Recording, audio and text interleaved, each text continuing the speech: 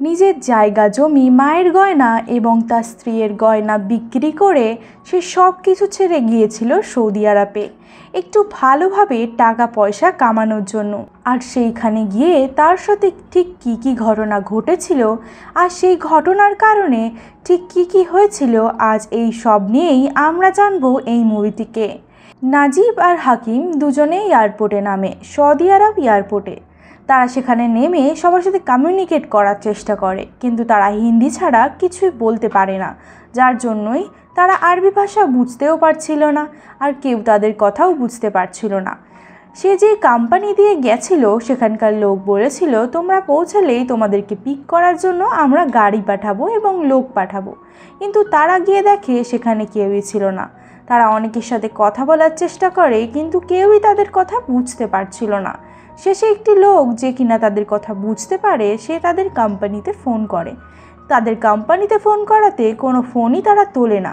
তখন সেই লোকটি জানায়, আজকে হয়তো শুক্রবার বলে কোম্পানি বন্ধ রয়েছে, তোমরা অপেক্ষা করো, কেউ না কেউ তোমাদের নিতে ঠিক চলেই আসবে। আর তারা এয়ারপোর্টের বাইরে অপেক্ষা করছিল। সেখানেই একটা শেখ হঠাৎ করে চলে আসে এবং এসে তাদেরকে আরবিতে তাদের নাম এবং ঠিকানা জিজ্ঞাসা করতে থাকে, কিন্তু তারা তো কিছুই বুঝতে পারে না, যার জন্যই তারা হিন্দিতে উত্তর দেয়। আর তারপরে শেখটা কিছু বুঝতে না পেরে তাদের পাসপোর্টগুলো নিয়ে দেখতে থাকে তাদের নাম কি, এবং নাম দেখার পরেই শেখটি তাদেরকে তার সাথে যেতে বলে এবং তারা ভেবেছিল এটাই হয়তো তাদের কোম্পানির লোক তাদেরকে নিতে এসেছে, এবং তারাও খুশি খুশি তাদের সাথে যাওয়া শুরু করে দেয়। বেশ কিছু দূর যাওয়ার পরে তাদের দুজনে জল তেষ্টা পেয়েছিল। জল চাওয়াতে সেই শেখ তাদেরকে ধমকি এবং বাঁকা দিয়ে বসিয়ে দেয়। আর তারপর যখন তারা বলে যে তারা নামতে চায়, তাদেরকে সেখানে নামতেও দেয় না। বেশ কিছু দূর যাওয়ার পরে নাজিব আর হাকিম দুজনকে নামিয়ে দেওয়া হয় ওখান থেকে। হাকিমকে সেখান থেকে আলাদা করে দেওয়া হয়। আর তখন নাজিব বলে যে আমরা দুজন একসাথে কাজ করার জন্য এসেছিলাম, আমাদেরকে আলাদা কেন করছো? কিন্তু সেই শেখগুলো কিছুই বুঝতে পারছিল না এবং তাদেরকে ধমকিয়ে তাদেরকে আলাদা করে দেয়। এদিকে নাজিব আলাদা হয়ে যায়। নাজিবকে নিয়ে তারা গাড়ি করে আরও অনেকটা পথ এগিয়ে যায়। যাওয়ার পরে সেখানে গিয়ে যখন তারা নামে, সেখানে আরও একটা শেখ উপস্থিত ছিল। যেই লোকটি তাদেরকে এনেছিল সেই শেখের হাতে তুলে দিয়ে নাজিবকে তারা চলে যায় সেখান থেকে। নাজিব ভাবে যে এখান থেকে কিভাবে বেরোনো যায়, কিন্তু সে অনেক রিকোয়েস্ট করে তাদেরকে যে আমি এখানে কোম্পানি থ্রুতে কাজ করতে এসেছিলাম। আর এই সব কথা বলার পরে তারা তাকে ধমকিয়ে সেখানেই রেখে চলে যায়। আর নাজিব যখন সেখানে পৌঁছায়, সে গিয়ে দেখে একটা বয়স্ক লোক যার মুখে অনেক দাড়ি এবং নোংরা জামা কাপড় পরে সে বসে আছে। তখন নাজিব তার কাছে গিয়ে বলে যে আমার জল তেষ্টা পেয়েছে, আর তার কাছে তার নামও জিজ্ঞাসা করে। কিন্তু সেই লোকটা তামিল লোক ছিল, সে হিন্দি বুঝতে পারছিল না, কিন্তু সে নাজিবকে জলের জায়গাটা দেখিয়ে দেয়। তারপর সেখানে গিয়ে নাজিব জল খায়, আর জল খেয়ে টেন্টের মধ্যে এসে শুয়ে পড়ে। নাজিব শুয়ে শুয়ে ভাবছিল যে সে আগে কিভাবে কাজ করত, আর নাজিবের পাস্ট লাইফটা আমাদেরকে দেখানো হয়। সে আগে নদীতে কাজ করত, তার সংসারটা অনেক সুখের ছিল, তার বউ প্রেগনেন্টও ছিল, তাদের শুধু অভাব ছিল হচ্ছে টাকা পয়সার, বাকি তাদের সংসার ভীষণ সুখের ছিল, তারা একসাথে ভালোভাবেই থাকতো। একটু ভালো লাইফ লিড করার জন্যই তারা এত কষ্ট করে আলাদা হয়েছে, আর সে এত কষ্ট করে এই জায়গায় এসেছে। নাজিবকে আসলে তারই একটা বন্ধু এই প্রস্তাবটা দিয়েছিল। সে বলেছিল আমার জামাইবাবু লোকেদেরকে আরবি পাঠায়, তাদেরকে কাজও দেয়, তার কাছে ভিসা আছে বলে, আর তুই যদি যেতে চাস আমাকে জানাস। তখন নাজিব রাজি হয়ে গিয়েছিল, যার কারণে নাজিব নিজের সব কিছু বিক্রি করে টাকা পয়সা নিয়ে এই আরবি আসার উদ্দেশ্যে রওনা দিয়েছিল। আর এই সব কিছু ভাবতে ভাবতে সে টেন্টের মধ্যেই ঘুমিয়ে পড়ে।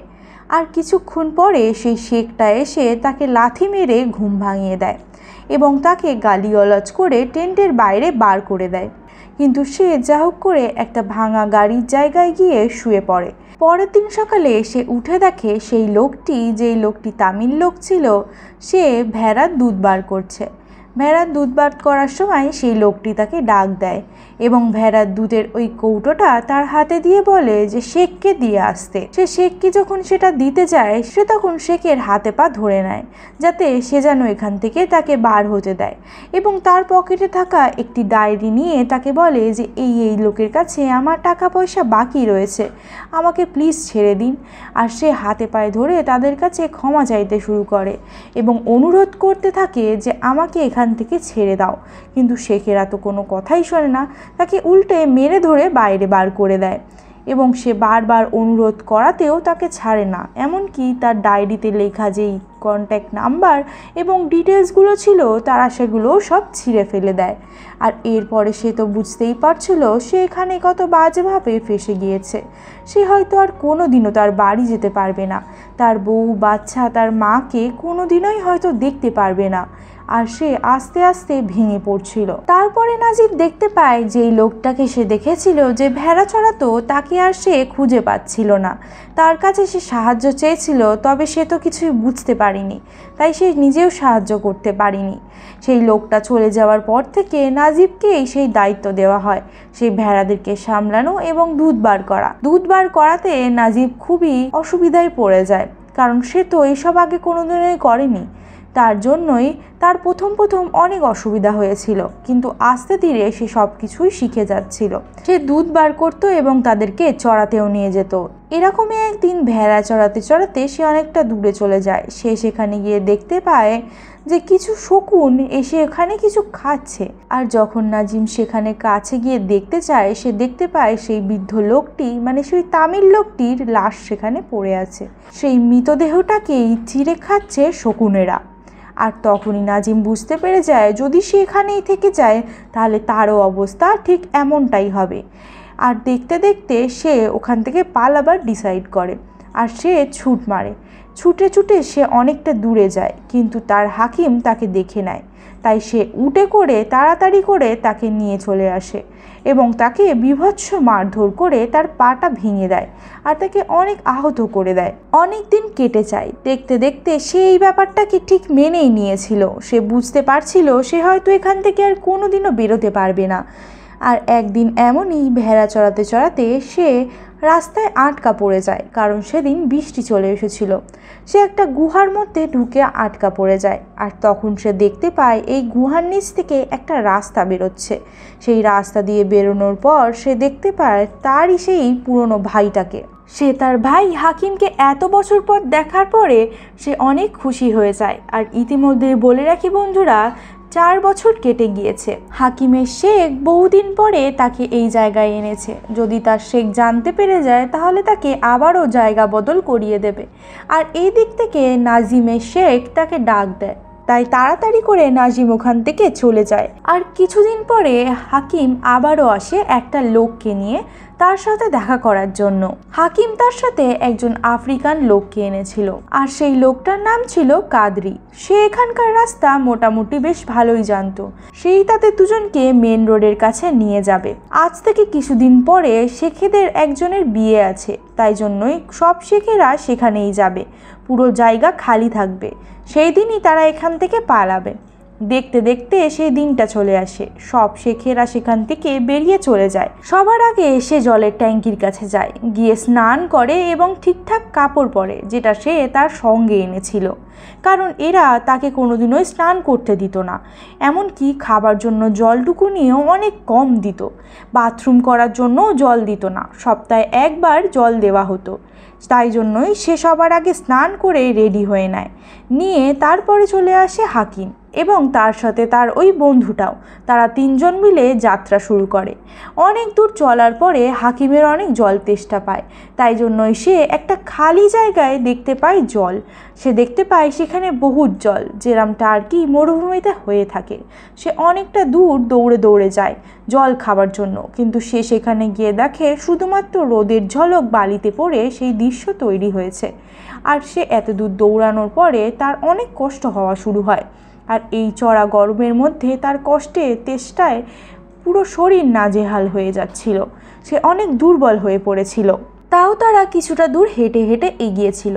তারপরে তারা দেখতে পায় একটা উট জল না খেতে পাওয়ার কারণে সেখানেই মরে পড়ে আছে।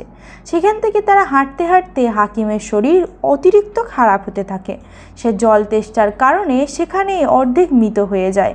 সে আর যাওয়ার ক্ষমতায় ছিল না, কিন্তু তারা দুজন যদি না যায় তাদেরকেও এখানেই মরে যেতে হবে। তাই তারা হাকিমকে ফেলে দুজনেই হাঁটা শুরু করে দেয়, কারণ হাকিম সেখানে দম ছেড়ে দিয়েছিল। তারপরে বেশ কিছু দূর চলার পরে তারা একটা ছোট্ট পুকুর দেখতে পায়, যেখান থেকে তারা জল খায় এবং সেখানে জল খাওয়ার পরে তারা একটু বিশ্রাম নেয়। বিশ্রাম নেওয়ার পরে রাত হয়ে যায়। রাতটুকুনি তারা সেখানেই কাটায়। পরের দিন সকালে উঠে নাজিম দেখে যে সেই লোকটি আর তার সাথে নেই, কিন্তু সেই লোকটি তার জন্য একটা জলের বোতলের মধ্যে জল ছেড়ে গিয়েছিল। সেই লোকটি কে ছিল, কোথায় গিয়েছিল আমরা তা জানি না, এই পুরো স্টোরিতে সেটা জানানো হয়নি। কিন্তু তারপর আমরা দেখতে পাই কিছু দূর হাঁটার পরে রোড চলে আসে, তার মানে তারা অনেকটা দূরেই চলে এসেছিল। আর রোডের কাছে পৌঁছেই সে সেখানে পড়ে যায়। নিজের সব কষ্ট সাইডে রেখে সে রোডের মধ্যে যায় এবং গাড়ি থামানোর ব্যবস্থা করে। এরম করতে করতে রাত হয়ে যায়, কিন্তু একটাও গাড়ি তার জন্য থামে না। কিন্তু একটা শেখ, যে কিনা অনেক ভালো মনের মানুষ ছিল, সে তাকে নিজের গাড়িতে নেয় এবং তাকে জলও খেতে দেয়। তাকে শহরে ছাড়ার পর সে সেখান থেকে বেরিয়ে যায়। আর শহরে আসার পরেই নাজিম মাথা ঘুরে পড়ে যায় এবং অজ্ঞান হয়ে যায়। এই শহরের মধ্যে ইন্ডিয়ানদেরকে রেস্কিউ করার জন্য একটা সমিতি ছিল, সেখান থেকে তাকে রেস্কিউ করে এবং তার স্নান, জলখাবার এবং চুলদাড়ি কাটিয়ে তাকে হুঁশে আনে। এবং হুঁশে আসার পরে নাজিম তার বাড়ির অ্যাড্রেস এবং নাম্বার দেয়। তারপর সে তার ওয়াইফের সাথে কথা বলে। তার বাচ্চা হয়ে গেছে, তার বাচ্চার এখন বয়স 4 বছর। তার একটা ছোট্ট ফুটফুটে ছেলে হয়েছে। তার বাড়ির লোকের সাথে কথা বলার পরে সে অনেক বেশি ইমোশনাল হয়ে যায়। আর তারপরে আমরা দেখতে পাই যে তাদেরকে একটা হোমে পাঠিয়ে দেওয়া হয়, যেই হোমে এইসব লোকেদেরকেই পাঠানো হতো যাদের সাথে এরকম ধোঁকাধড়ি হয়েছে বা যারা এরকম পালিয়ে এসেছে। আর সেই হোমেই প্রায় এই শেখেরা আবারও আসতো, যাতে তাদের চাকরগুলো পালিয়ে গেলে তাদেরকে ধরে নিয়ে যেতে পারে তারা। এই হোমের মধ্যে একদিন এইভাবেই ওই লোকটাও আবার চলে আসে, মানে নাজিমের শেখ। সে এসে নাজিমকে একবারেই চিনতে পেরে যায়, কিন্তু সে নাজিমের কাছে আরবিতে একটা কথা বলে চলে যায়।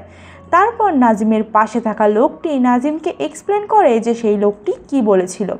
সেই লোকটি বলেছিল, তুমি যদি আমার আসল চাকর হতে তাহলে তোমাকে আমি মারতে মারতে নিয়ে যেতাম, কিন্তু তুমি আমার আসল চাকর নও, তোমাকে আমি ভুল করে নিয়ে গিয়েছিলাম। আর এই কথাটা শোনার পরে নাজিম একটু রিল্যাক্স হলো, কারণ সে অনেক বেশি ভয় পাচ্ছিল যে তার শেখ হয়তো তাকে মারতে মারতে ওই জাহান্নামে আবারও নিয়ে যেতে পারে।